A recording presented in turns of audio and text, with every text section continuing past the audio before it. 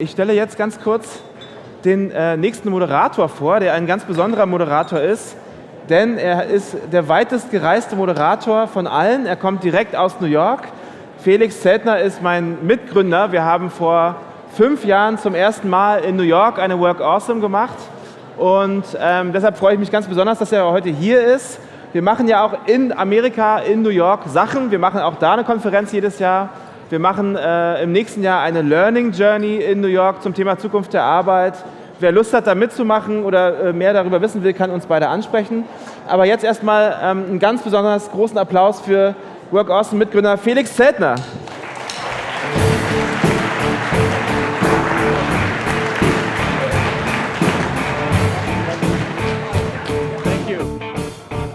We go from heavy metal to hip-hop. Thank you, my name is Felix Zeltner. I'm the co-founder of Work Awesome. I will switch the language for the next 45 minutes. And first of all, I would like to use a minute because I'm in this role right now that I can do it.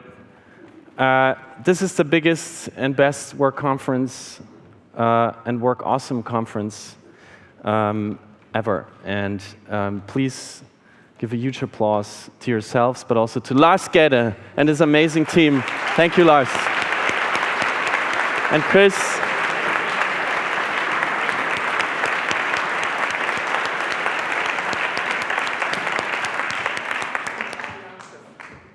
Fabian and Chris. There's many more people we will thank later. There's a huge team of volunteers.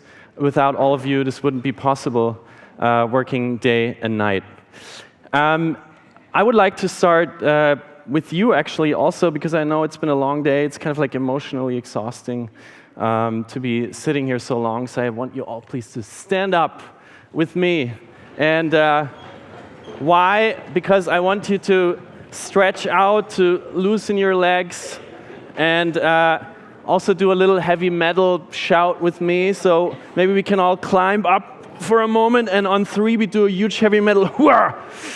1, 2, 3. Ha! Thank you. So please keep standing because I have a question for you. I want to know, and you're all cosmopolitan, we can do this in English.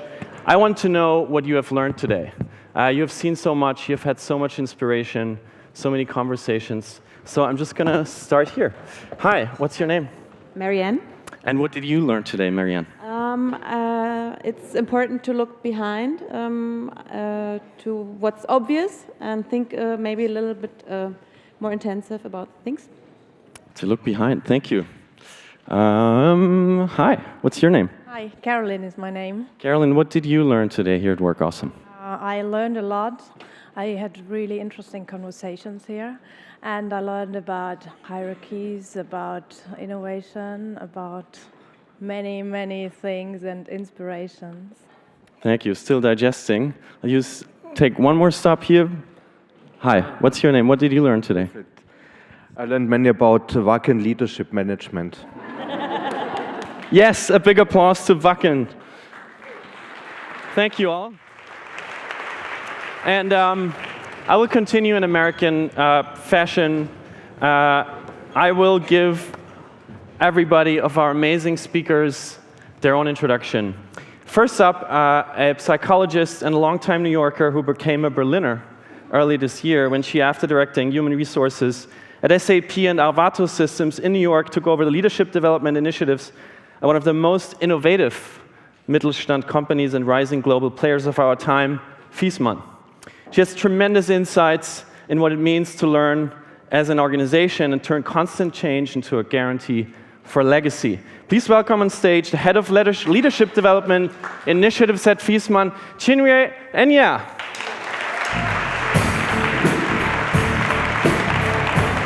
Yes. Hi. Wow, that was a nice welcome. Thank you. Our next speaker is also a psychologist, kind of scary, who knows learning from the inside out. She got a start at the management development and coaching department of Axel Springer. From there, she became a management consultant at Kienbaum, other friends of ours, where she helped many companies tackling innovation and digital transformation before a little more than a year ago, joined the coaching platform Coachhub as the head of coaching. What a job title, especially in the current coaching mania. Please welcome, with a big applause, Svenja Haus.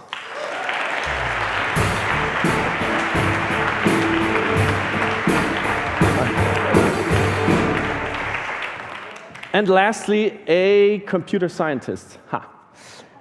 But one that almost needs no introduction, at least for the thousands of people who have joined his movement here in Germany. After working at AT&T Bell Labs and Morgan Stanley, he joined Deutsche Bank, where he worked for 18 years before starting a new life, a new company, and something that has taken over the German corporate world by storm, working out loud. Who here is a WOLer? Oh, wow. Please welcome the author of Working Out Loud and the founder of Ikigai, the company behind the Working Out Loud practice. Please welcome with a huge round of applause, John Stepper.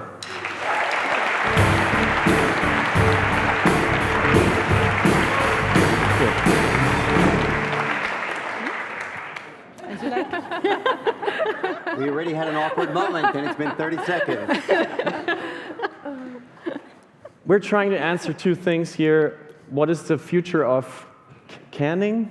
No, is it skills, abilities, learning? All of those, I think, yeah. And how do we get there? And I guess after this day, I could also say this is probably the backbone. I think you called it last night the big monster in our backs, right? The biggest question of our time. Yeah. So, Chinyere, let's start with a situation many of us in this room have been through. You get a leadership training from your company as a nice gift. You might be sent to the headquarters, or maybe because it's a lot cooler, you get to be sent overseas. You spend a few days or even weeks in a classroom. You learn a lot. And once you're back, you're in heavy execution mode. You miss a bridge between knowing and doing what you just learned, and your learnings start fading, and you start forgetting. Nothing actually changes. I know this is what many leaders at Viessmann have experienced for many years. So how have you, since you have started tackling this very common problem, changed the way leaders are learning at Viessmann? That's a classic, and I think as any leadership development professional, especially right now with all the change that's going on, that's one of the key questions that we have. And I have a feeling we're going to spend a lot of this panel talking against the classroom workshop, but I do have to say, I think there's still a place for it. So my earliest and probably most defining leadership development program as a young leader, which I still am, but as a younger leader, was in a classroom program. So I was at Bertelsmann, and it was a kind of a young leadership development program, and we went away to some remote place somewhere in New York, and it was a few peers all around Bertelsmann came together, and I think it was so defining because we learned from each other, but of course we learned about ourselves, our mindsets, and it really shaped a lot of the leadership practices that I have today. And I think this is where we find a fit with classroom programs, especially as the skills that we have are evolving from like functional skills, so very specific, tangible skills, to how do we even learn to learn, how do we evolve in a very, or how are we responsive in a very changing world. And so I do think if you can create a classroom program that is targeting our mindset and really creating this mindset shifting experiences, there definitely is a place for it. But of course, when we think about skills and competencies, we're not every day trying to be exposed to mindset shifting activities. There are a lot of things that we just need to know and we need to learn fast. And so at Viessmann, I mean, we're going through this journey, we're going through quite a bit of change, to put it very mildly. And I would say quite a bit of courageous change, so really moving in many ways from one company to another. And one thing that we really have to push with our leaders is not just what they learn, but really having the curiosity and learning to learn in many ways, and we do that across a variety of formats. So the question is, how can we hit leaders with information all the time, wherever they are, no matter how busy they are, and how can we make sure that we're really bridging the gap between what people know and how they use it So what do I know, what do I learn, and how do I actually use it for the organization? Because that's a big gap that the traditional classroom programs haven't been able to solve. So we have our peer learning programs, we have coaching, we have mentoring, which is why I'm super excited about what you guys have been doing, because it really is reshaping the way we learn and allowing us as organizations to experiment with all kinds of formats. Peer-to-peer coaching is what you two amazing people stand for, but I also know that you're using a lot of digital content, right? Right. So would you mind sharing, because we're trying to solve how do we actually do this, would you mind sharing what kind of content you give to your leaders every day on a daily basis that makes them change things? So when we first, so I've been at Viessmann for about 8 months, and the topic of development and leadership development has been on our minds basically for the last couple of years. One of the things that I wanted to understand when I first came into the organization was, like, what's the struggle? If we're not learning, or if we have difficulties learning, why is that happening? And overwhelmingly, the obstacle for learning for our leaders was time. So there's so much going on. There's so much that we're asking of them in this change process, not just professionally, but also personally. And so really being able to push content and information to them that is helpful for their daily challenges and their day-to-day experiences was very important.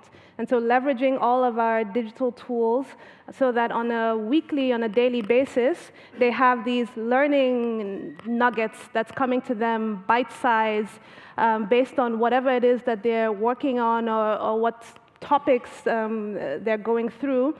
And we often get feedback from leaders that's quite positive on this. So a leader came to us the other day and said, I was walking into a meeting with one of my direct reports, and I watched this video that the team had sent about radical candor and feedback, and this is something that I could use directly to work with this individual on. And this is something that a classroom program just can't do, because you learn something away from where you're actually practicing it, and then you come back and you say, oh, what did I read? There were slides, I don't remember, and you forget so much of what you learn. And really being able to leverage all of the digital opportunities that we have, content generation, our leadership library, really putting development in the hands of the leaders by offering them the opportunities and the options and what's available for them to learn, giving them the tools where they understand their own strengths and development needs, and having them really own their own career is key to what we're doing.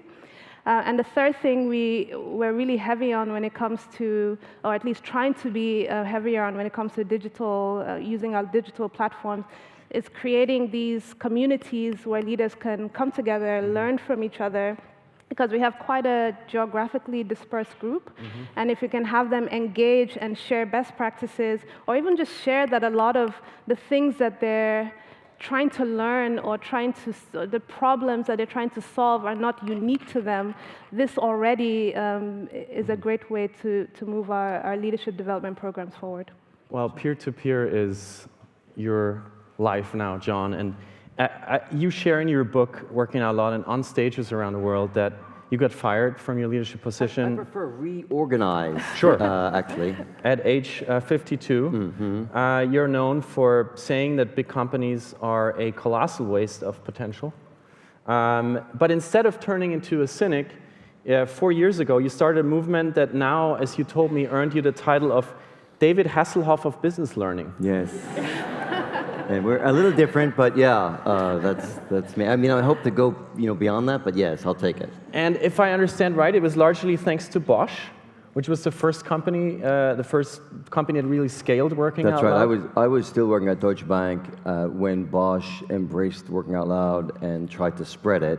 So the feedback on what was version 1 was incredibly useful. We developed it, we improved it, we learned how to incorporate it into day-to-day work, and that was priceless. And then ideas and behavior spread through social networks. So Bosch told their friends, and Do you have your wallet still on you?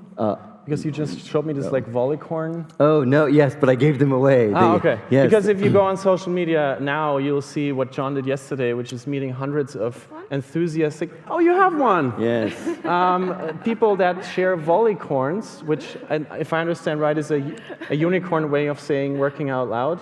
Well, yeah, the way I choose to interpret that, so people make working out loud their own, right? So they have their own logos at the different companies. They've got their own phrases or hashtags. So a unicorn is something that's rarely seen. And I think the way I interpret it is that seeing happy, fulfilled people in the workplace who have such a sense of empowerment that they can realize more of what they have to offer is like spotting one of those. Oh, got it. And now we're spreading it so that you're going to see more and more of those rare occurrences. It's kind of becoming a religion. I'm not a religious guy. I know. I'm going to say it is, people are hungry for a taste of what work could be like.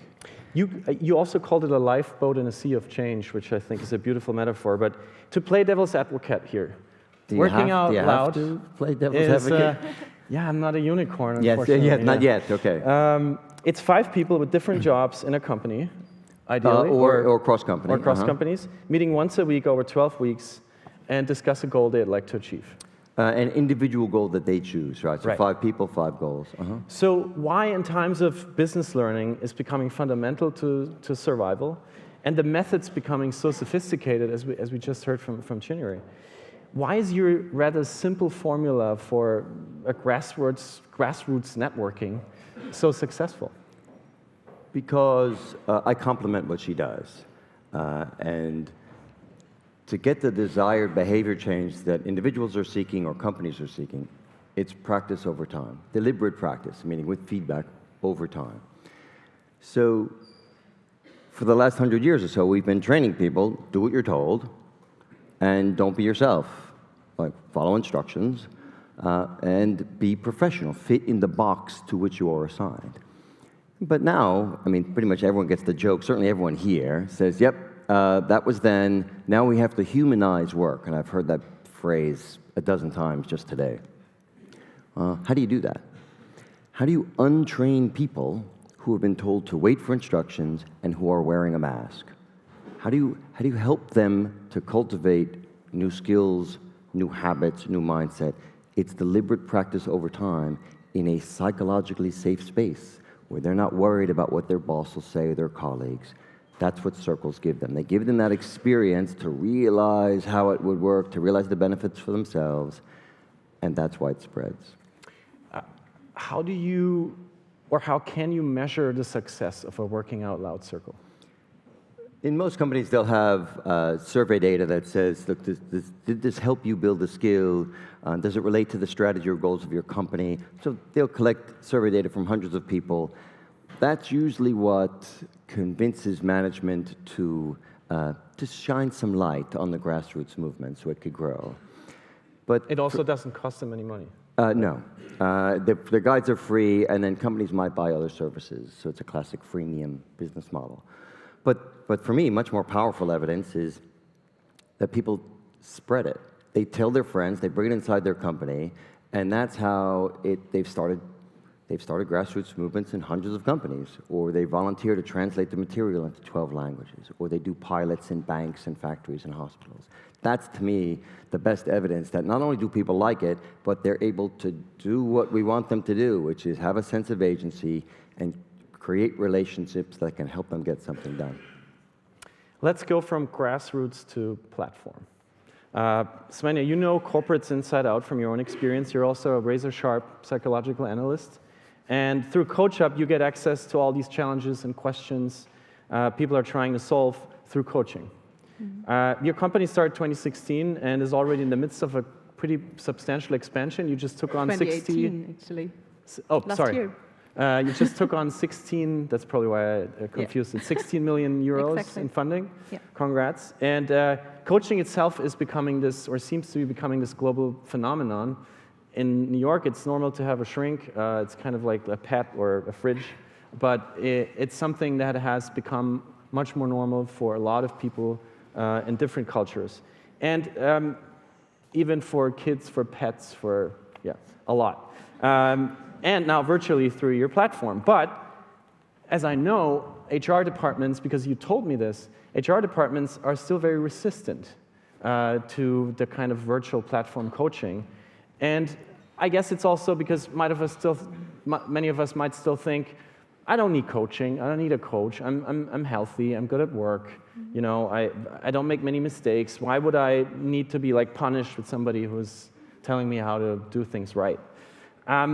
So why, if I can go to a circle like John's, or get fed by my company through great like daily little bits of help, why should I put a coach on top of this who talks to me on an app? Well, I think there's no right answer. I think a mix of everything is probably the best solution to get there. I think that when you talk to a coach, it is very different from when you talk to a peer or a trainer or even a consult, because when you talk to a coach, it's just about you. So that person doesn't tell you what to do. The coach just basically guides you through a process that helps you to figure out the solution by yourself. And this is such an intense one-to-one interaction that you don't have in a peer coaching or you don't have in a training setting. You get a lot of input, you get a lot of inspiration, but in the end, it's still about the phase where you have to transfer the things that you recognized, that you realized, towards your own individual context. And a coach is helping you to do that. Sounds a little bit like therapy.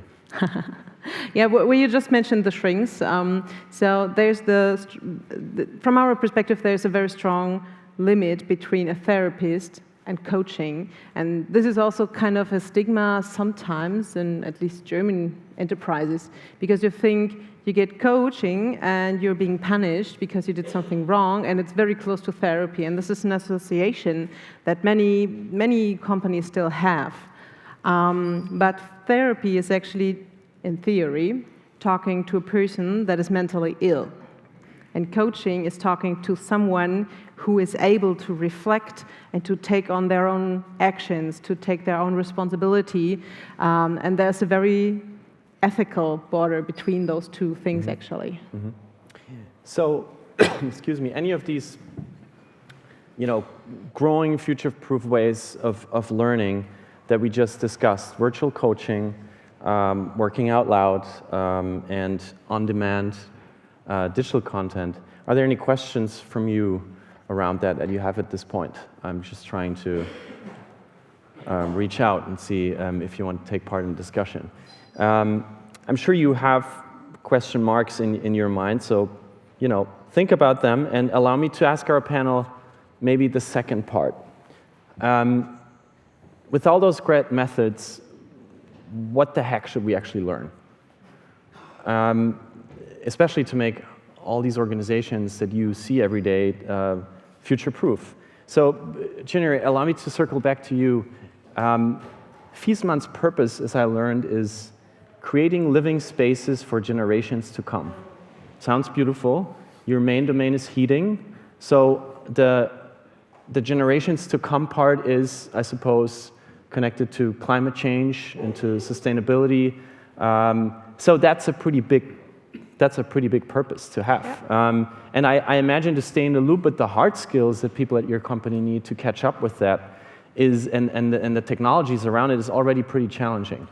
But talking skills, would you mind sharing the main themes and practices that you have defined on the leadership, kind of the soft skill side, for your leaders and for everybody else to learn?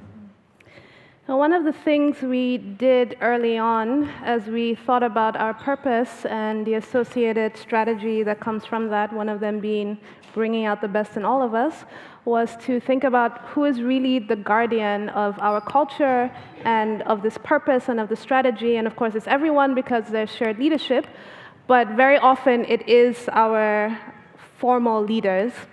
And so it was important for us to have a clear statement or a clear idea about what good leadership looks like, especially given the fact that things are changing so quickly in the industry that we're in, and that we, again, like I said, we have to create an organization that's responsive to change, and as a result, in many ways, individuals and leaders who are also responsive to change. And so we came up with our 9 leadership practices. 9 leadership practices. That's less. And of course, you can just riff them off. Amazon, for example, No, that's okay. what, 14 or so. And the 9 leadership practices cluster around 3 themes. So the customer-driven practices, our performance-driven practices, and our people-driven practices. Okay. And just to give you a feel for what they look like, when we look at the customer-driven practices, we're looking at how leaders really go away from just executing and developing products and services because that's what we've always done, but really putting themselves in the center of what a customer or an actual user needs, what they're thinking and feeling, how they engage with our products and services, and building things that actually matter to the people that use it. Okay. When we look at the performance-driven practices, is how do we align and break through silos and make sure that we are all working. As leaders, I'm leading in a way that makes sure that I am driving progress towards goals that exist across the organization. And then the people-driven practices, which is, I think, everyone's favorite, is about how we as leaders really focus on moving decision-making from top to bottom, but rather focus on leading from the side. So how do I serve my team? How do I provide feedback? And how do I understand my role as someone who isn't just there to tell everybody what to do, but rather to empower people to make their own decisions, especially when they're closest to the customers that we have. So customers, performance, and people. Yeah. Which it sounds almost like a blueprint for like all of us who ever run teams or try to build organizations. I mean, now when you look at how to get to these skills, Svenja, the coaching platform you're building to help people become better at work, what would you say out of these 3 skill sets from Chinyere, the performance, the people, the customer, and what do you really see improving through coaching? I mean, basically, through coaching, you can improve everything that you want. But maybe also adding to this is that when you expect leaders to be doing all of these things, that's quite high expectations, I would say. It is. That's a lot, actually. It's a lot of expectation and pressure on the people. And I think you can gain in customer centricity. You can gain in, what was it? People and? Performance. And you can drive all of these things, but from my perspective, there's not this perfect skill set or competency model how leaders of our future should be or how people of the future should be, because we are all so individual. And of course, you can draw these very theoretical frameworks, but I think we are also individual, that we should rather focus on our strength and see how we can contribute to those things with our strengths, instead of looking at, okay, I'm missing out this, I'm missing out that, and this is what I have to work on. And in coaching, actually, you do this exactly. You take a look at, okay, what am I good at? Maybe I'm good at people, and maybe not so good at customer centricity. And then let's focus on that, from my perspective. But is there, like, to put you on the spot, is there, like, this one core skill that you, as the head of coaching, kind of share with your coaches that they really should focus on? I wouldn't call it a skill. I would call it a mindset question, because I think as someone who wants to be successful in the future, that might be either a leader or an individual contributor, you need to be able to self-reflect yourself and how you also are perceived by others. And this attitude of continuously work on yourself, reflect yourself in order to grow and continuously learn, this is actually not really a skill set question in my perspective. It's more a attitude. It's a mindset that you have to grow. And if you have that, you can basically learn all the hard skills, the soft skills, based on whether if it's a strength or not. You did a podcast earlier this year with Lars. I highly recommend checking it out on zukunft.arbeit.de. And I think you recommended a method to get there, like kind of like a method of self-reflection that we can all try at home when we get home tonight? Definitely. So what would that be? Even though if I could keep repeating myself, but I just really love this exercise and invite everybody to try it out, because it's, from my perspective, really beautiful. So when you get home tonight, take a notebook or a piece of paper and write down 30 success stories of your life. And they can start from your very childhood towards now.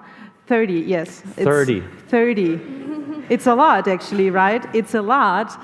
It's quite an exercise to write down 30 things that you did great from your childhood towards now. I think in a podcast you say 25. I'm always changing that a little. But the thing is, those successes can be big ones, but they can be small, you know, that you made your first dish, or that you did your graduation, or that you got a job that you really wanted, or that you just did something very, very small.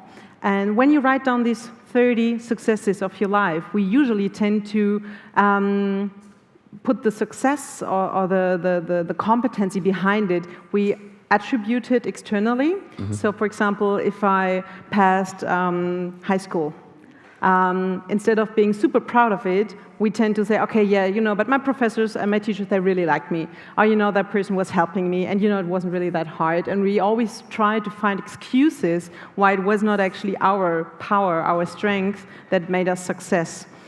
Mm-hmm. And the idea of this exercise is when you write down these 30 stories, to really work on what was my part, my very individual part on getting there.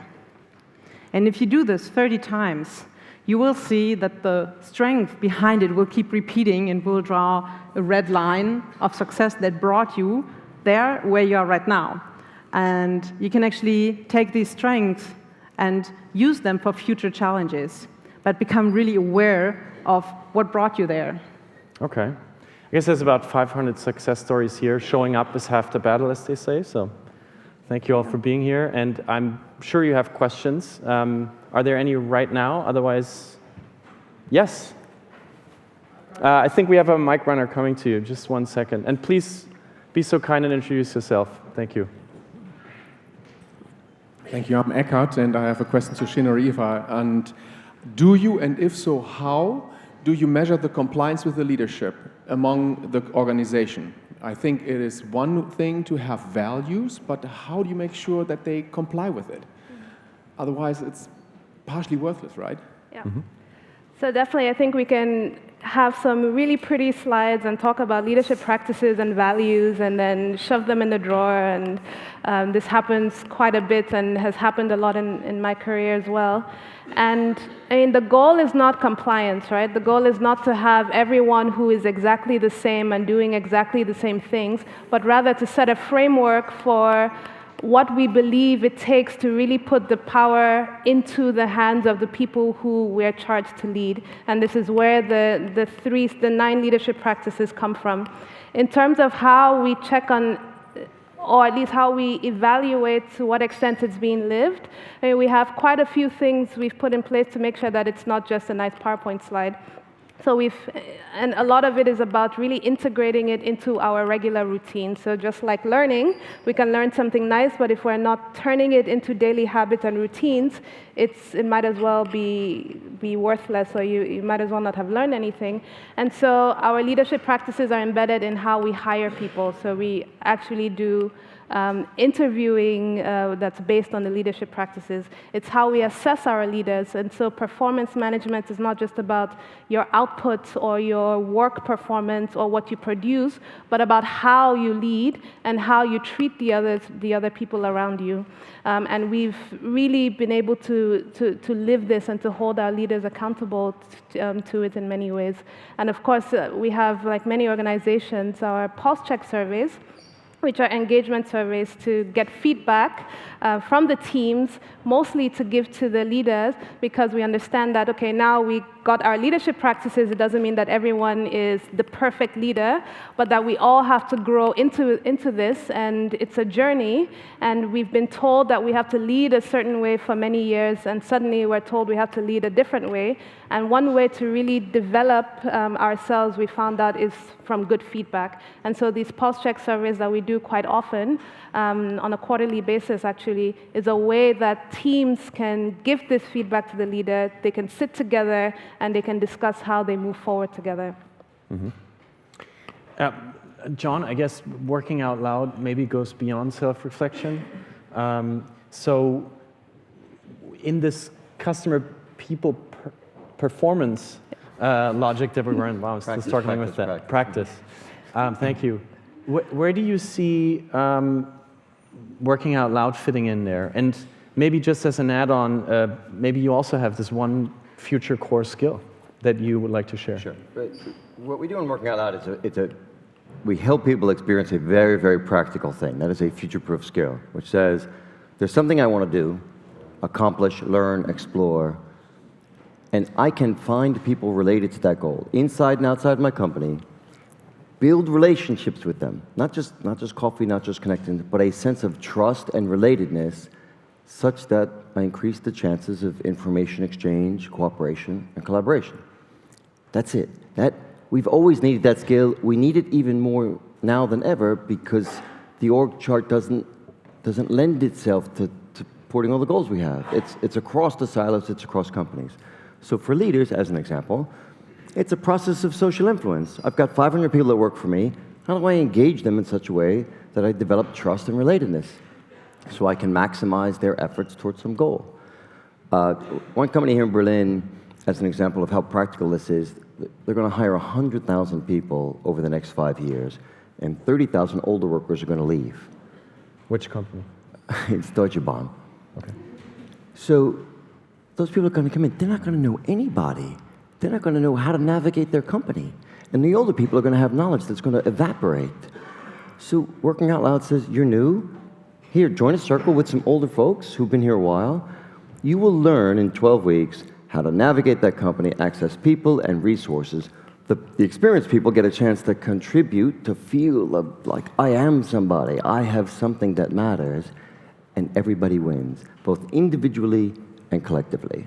So we might soon see people working out loud on the ICE train? That's exactly right, because my goal is not just to help people in offices, it's kind of new work for alles, right? It's for everybody, whether you're in a Sparkasse branch or you're selling Deutsche Bahn tickets or you're in a factory doing maintenance. Everybody deserves what we all here want, which is to realize more of what we have to offer. Do we have other audience questions at this point? Well, let me hit you for the end with 3 quotes from the world of learning. It's better to have knowers in your team than learners. What's your take on that? We'll start with Chinyere. It's better to have knowers in your team than learners. Knowers are great, and as someone who's building a team right now, I mean, I really value people who know and who can help us on this journey for leadership development at Viessmann.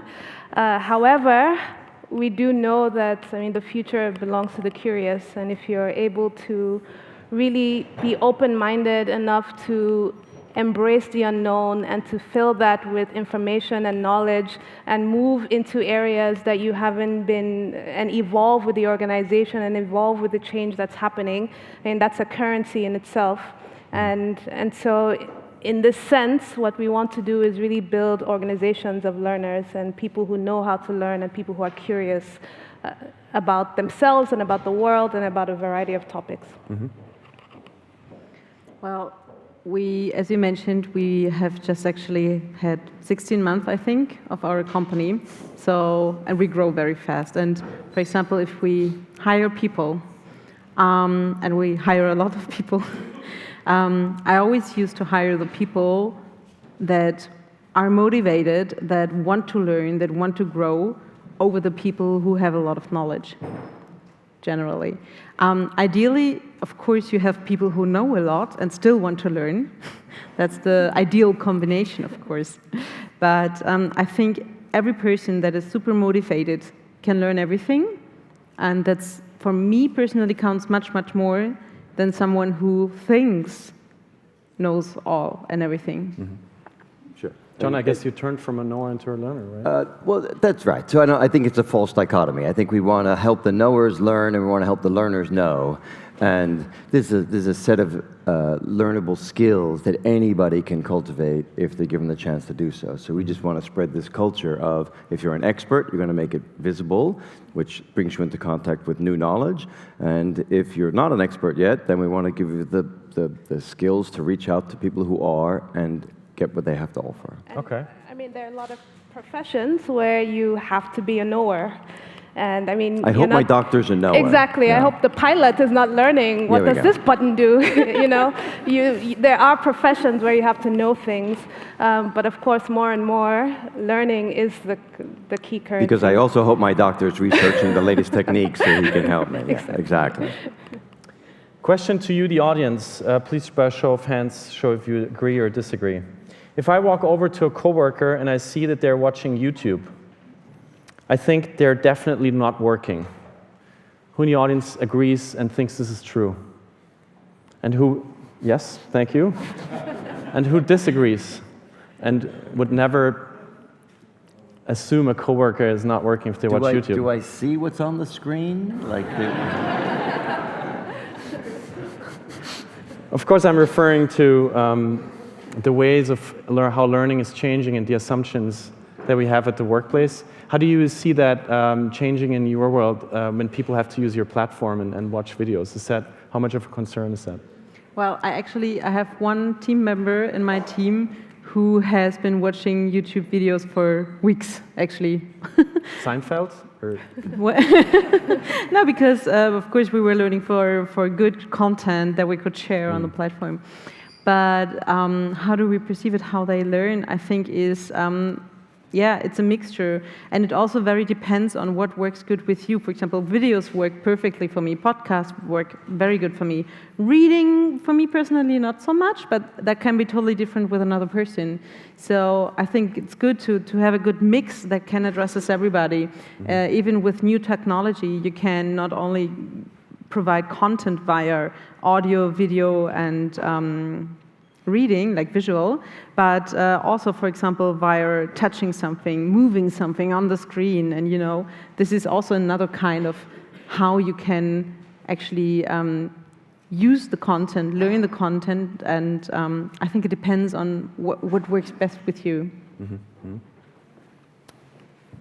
Mm-hmm. Thank you, all three. I have one last question for you if we don't have questions in the audience. This goes to all of you. We'll start with you, John. What are you currently trying to learn? I'm trying, look, I was working in a big company just like 5 minutes ago. So now there's something of a movement. It's something that's emerging. And what I'm trying to understand is how could I make that scalable and sustainable? How do I build an ecosystem? Who else has done that before? What could I learn from them? So that I don't want working out loud to be the answer or the goal, like design thinking or agile. I want it to be in service of somebody else's goal. I'm not the hero, you're the hero. And how do I build that so that we could reach millions of people wherever they happen to be and help them experience that? And I've got a lot to learn. You're also on the way of becoming a guru. No. And plus I have 5 kids, so anyone who has kids, you're not going to be a guru. You're like the dad. Yeah. But I feel a responsibility to preserve kind of a certain ethos of what this means, what working out loud has become, and a responsibility to the people who are practicing it and spreading it, so that it is very much about personal empowerment. That is also good in a collective way. Thank you. Svenja, what are you trying to learn? Well, actually I'm learning 2 things at the moment. The first and the biggest thing is actually how to build a company. It's quite a challenge. Is there a YouTube video on that? I was searching for this forever. Yes. Like really how to build and also how to grow a company. That's pretty interesting. And at the same time, I'm personally also learning how to build software products. And by that, I don't mean that I learn how to code. I think I've never written a line of code, but not yet.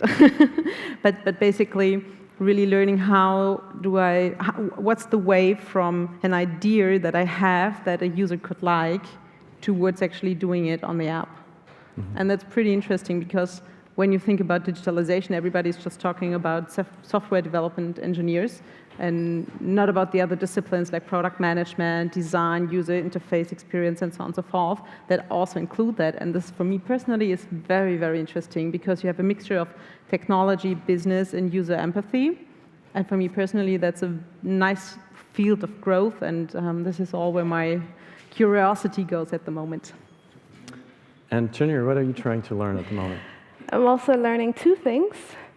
One of them is my job, actually, because I started in this job, and also incidentally, on the very first day I got off when I also moved to Germany at the same time, on the same day, so I got off the plane at 7 a.m. and went to work, which in hindsight, just never do that. That's the worst idea in the world, because I had a 2-hour meeting with my boss. I had all this energy, and I'm sitting there just trying to stay awake.